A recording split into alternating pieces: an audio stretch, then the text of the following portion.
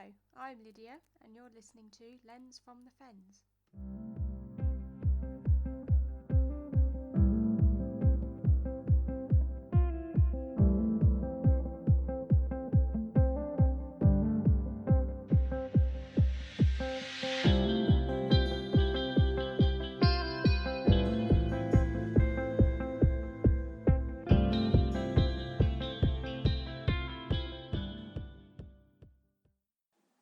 Hello everybody, and welcome to yet another episode for Lens from the Fens.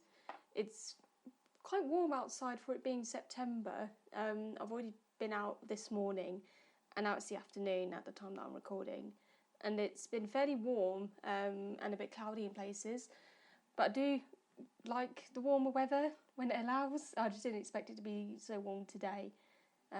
But apart from that, I wanted to start off this episode with good and bad news. So I will start with the bad news first. So it was announced like less than a day ago from when I first heard of it. But badger culling licences for Lincolnshire and Derbyshire have been granted as part of the efforts to control TB to cattle, and that could mean up to 70,000 badgers could potentially be killed this year as part of the efforts to control TB in livestock. Obviously, there's big divides between how the badgers can transmit the disease and that the vaccinations are potentially the better option to protect farmers' cattle. And obviously, I haven't seen many badgers myself over the years, so just to think that there could be even less sightings of them or them even staying in a local area it's not great, really.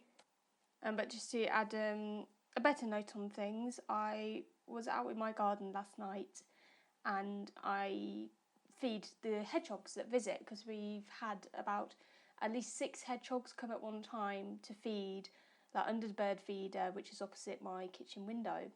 So I went out to put food out and there was already 3 hedgehogs there. So I put food out, I stepped back and I watched them eat for a bit. They're quite happy me being there while they're feeding, and they're also doing the grunting as well. And I also heard an owl call, and I wasn't quite sure what it was at first. But then as I put the outdoor light on, I saw a quite light brown figure at the top of a conifer tree, and it looks to be a tawny owl. At first I thought it must be a tawny owl, and then there was a second one that flew from right to left across the back of my garden to another set of conifer trees on the other side.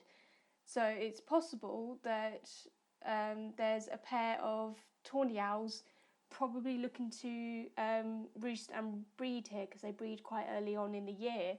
So they could potentially be here throughout the rest of 2020, which is really exciting because I haven't seen a wild tawny owl beforehand. I met one actually yesterday.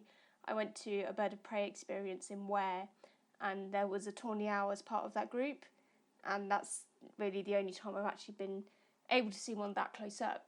But to think that there's a wild pair living at the back of my garden is really exciting. So if I manage to hear them again, or if I manage to see them in better lighting, then I'll definitely either record or get better pictures to then post later on. So for this sit-in episode, I'm going to chat to you about what I look out for when I'm out photographing wildlife. So at the start, I would take images of anything and everything that I saw and basically have it as a record shot, which I do still do sometimes, especially if it's a rare bird species. I'll often just get a record shot just to say that I've seen it, rather than trying to get a good picture out of it for my wildlife photography. But over time, I've developed my own way of how I want to capture a certain encounter with an animal or a bird. So I always consider the environment. I like to keep the surroundings as natural as possible. If it's near a built-up area, I'll often avoid showcasing that it is in a built-up area. So whether that's on fences or on roofs. I don't really tend to go to share those pictures. Obviously, during lockdown, when I had birds in my garden, I did photograph them on my fence because that was really the only place I could go to photograph birds. But I always like to have a bit of foliage in the background or in the foreground, or even clear skies if there's a nice skyline. And I like to plan ahead in terms of how I want the image to present itself. So now, rather than firing off continuous images one after the other constantly, I would wait for certain events to happen. For example, when the sun will appear from behind clouds to highlight my subject, or I allow my subject to face a certain direction to basically avoid having too many images to sort through later on. I did have a bad habit of just continuously shooting rather than actually considering what image I want to get from it. And it has helped a lot over time because I would like, or have been trying to emote a story in a way. So if there are two animals confronting each other or they're socialising with each other, then I want to capture that. I don't just want to photograph it just for the sake of photographing it. I really want to see what's the best outcome I can get when I'm photographing wildlife. So for a bit of advice for anyone wanting to go into wildlife photography, it's worth considering what story should be shown or you want to be shown through your image. As I said, for interactions between either the same or different species of bird or animal. Obviously, most of my subjects are based on one individual species, but I do enjoy photographing interactions involving two or more animals. For example, the gannets, the gannet pair that were dancing to each other was one of my favourites, and also the deer rutting season when you obviously get the two stags rutting against each other. It's a lot more engaging to the viewer, and I do want to get more action shots throughout my time of doing wildlife photography. So one thing that has stuck in my mind since I first began doing wildlife photography full on is that you can plan for weeks or months in advance to find and photograph a particular species, whether that's abroad or locally based. You can do the research, you can book your travel, but all in all, you will never plan how the wildlife will interact with you and the camera. And that's on both sides, so you'll either see nothing at all while searching for your subject, or you'll see something you wouldn't expect to see and have an even better experience than you imagined before. So I've been lucky enough to have some of these surprise encounters quite recently, one being the juvenile jay that I found at a local wood. I also had it when I was photographing the fallow deer at Holcombe Hall in Norfolk. There were two stags rutting, and they were doing it for quite a few minutes, about 10 minutes they were just rutting. But then they got really close to where me and the other photographers were standing, and they just broke apart and they ran straight past us, like a few feet away, just ran straight by. So I got a few shots of them actually coming towards me. But experiences like that where they're totally unexpected, and it just makes a better picture and it makes you ready for anything. When you've got your camera out, you are prepared as much as you can be to get those shots that you just weren't expecting to get. So I guess the main pointer for this section is always expect the unexpected, but also appreciate that wildlife won't always work for you. Another factor that has helped me to plan out how I want to photograph my subjects better has actually come down to when I edit my pictures. It's still a learning process for me.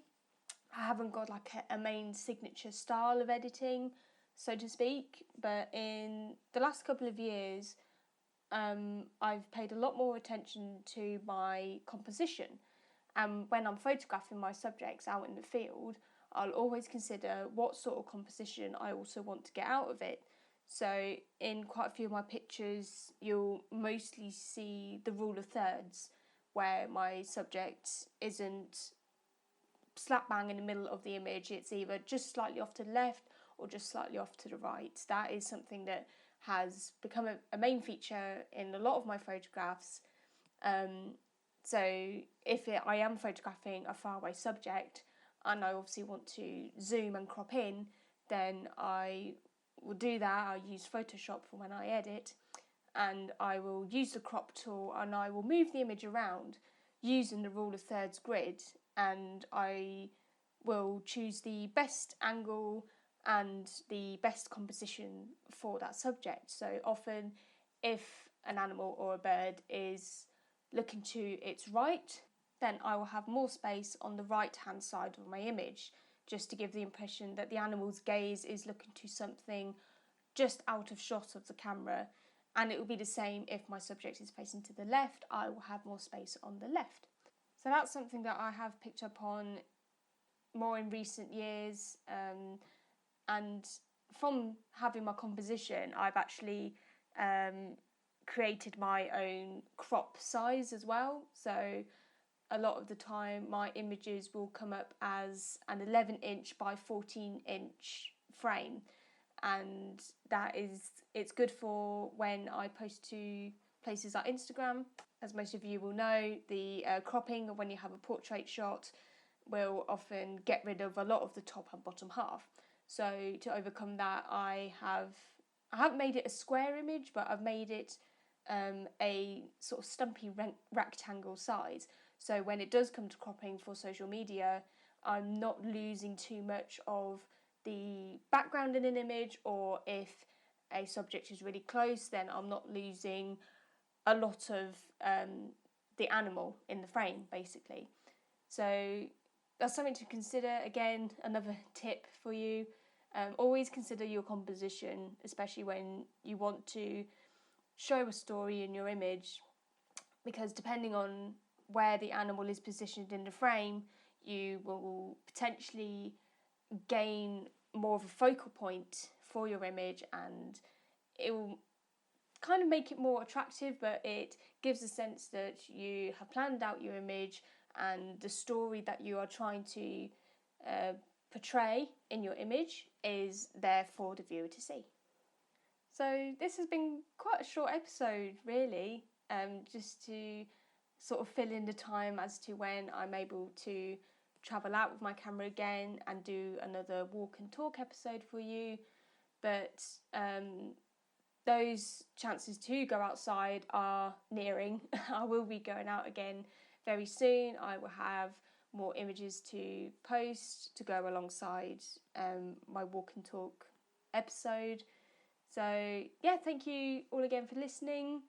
If you are not following me already on social media, you can find me on Facebook and Instagram. I am on Twitter, but not very often.